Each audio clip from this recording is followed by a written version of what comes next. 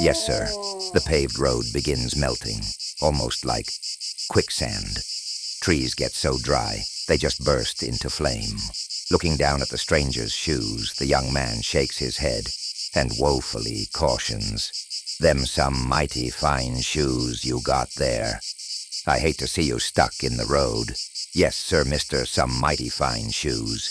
If I was you, I'd take myself and them fine shoes and go on back to where you came from."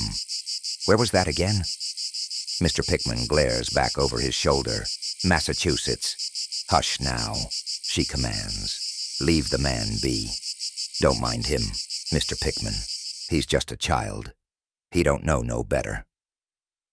The word child stung the young man like an angry wasp.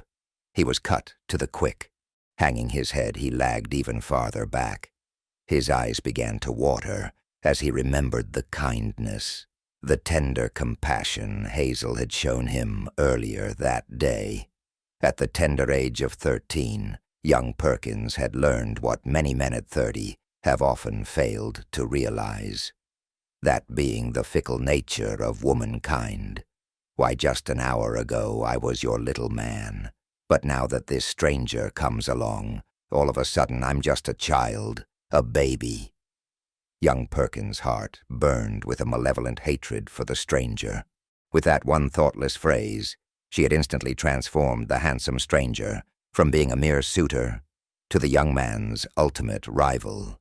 Oblivious to the severity of the wound just dealt to young Perkins, she, like a giddy schoolgirl, attempts to delve deeper into the stranger's past.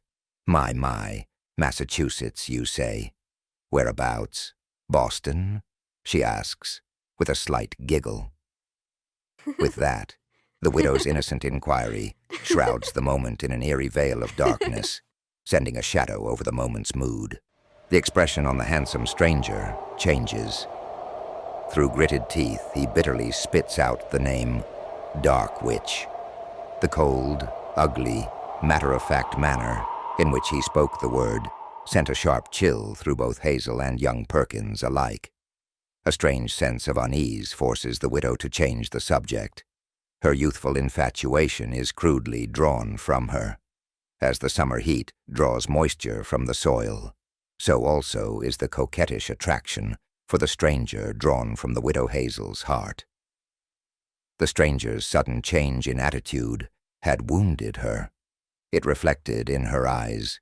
She had felt its sting. "That's what you get," young Perkins thought to himself, still hurting from Hazel's careless words. "You called me a child. A child. How foolish you must feel." A smile slowly spreads across the young man's face, pleased to see the veil removed from the widow's eyes.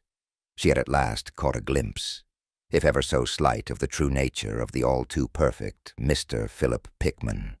He had, in that brief moment of weakness, revealed the thing, hidden beneath that black leather glove, what lurked behind those cold, blue-gray eyes.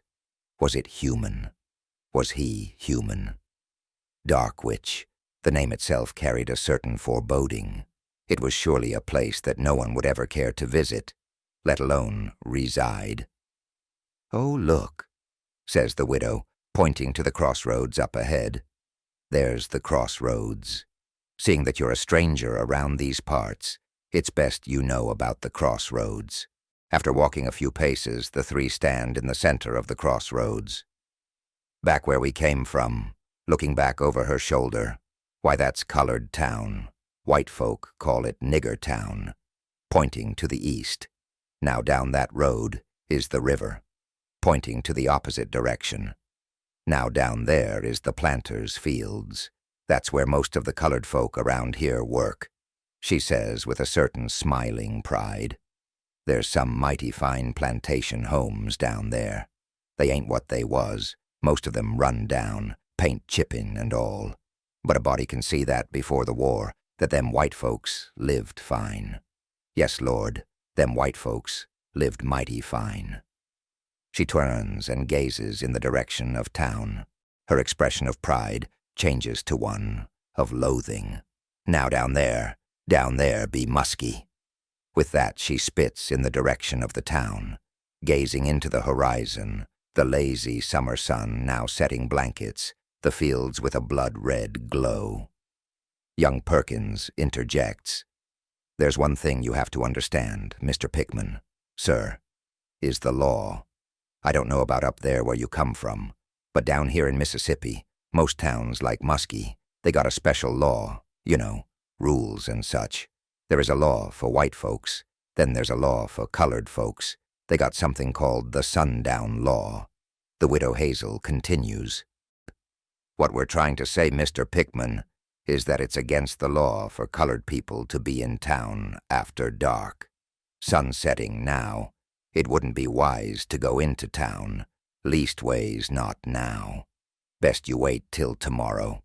Me and my little fella here, well, he's gonna be staying with me for a spell. There was trouble in town, and Pastor Jackson thought it best he spend a little time with me for a while. It wouldn't be seemly for a bachelor to be staying with a widow like myself. The old school teacher, well, they had him a nice little place fixed up behind the schoolhouse." "Yes, I know," replied Mr. Pickman. "That's where I'm going to be staying."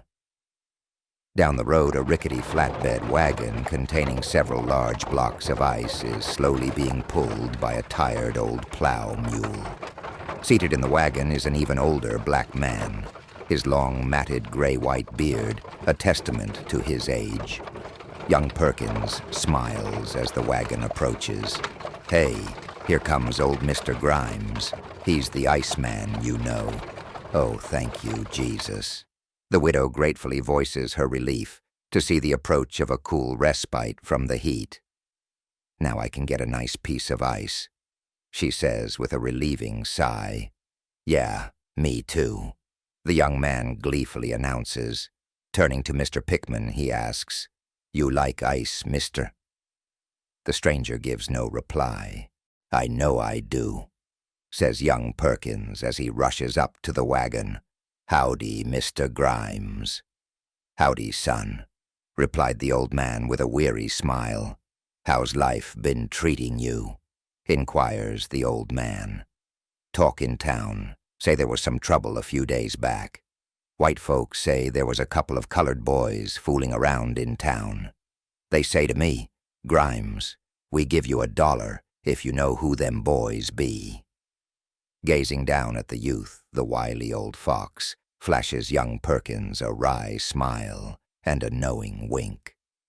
With a raspy chuckle, he slowly shakes his gray-haired head in the negative and says, "No, sir. If you all did see some colored boys, they show 'nuff wasn't from around here. I suspect they must have been a couple of tramps." The manner in which the friendly old man feigned ignorance sends a warm feeling of prideful admiration through the young man's heart. The old veteran's fidelity to his people causes the young man's eyes to moisten. There were far too many colored men that were afraid. Men like Silas.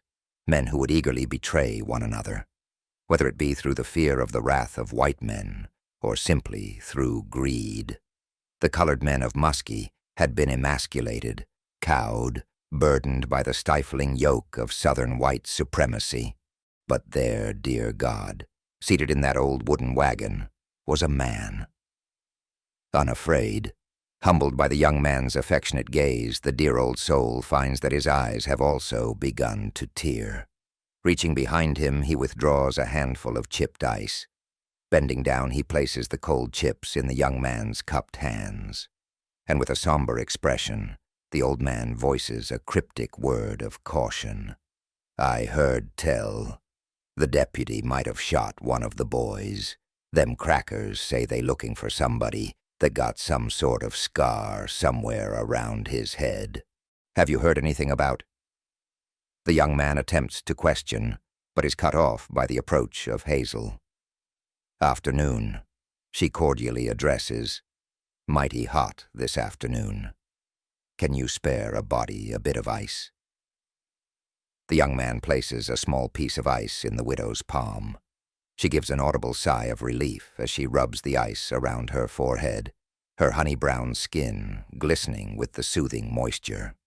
The young widow presents an alluring sight as she continues slowly rubbing the ice around her neck and shoulders.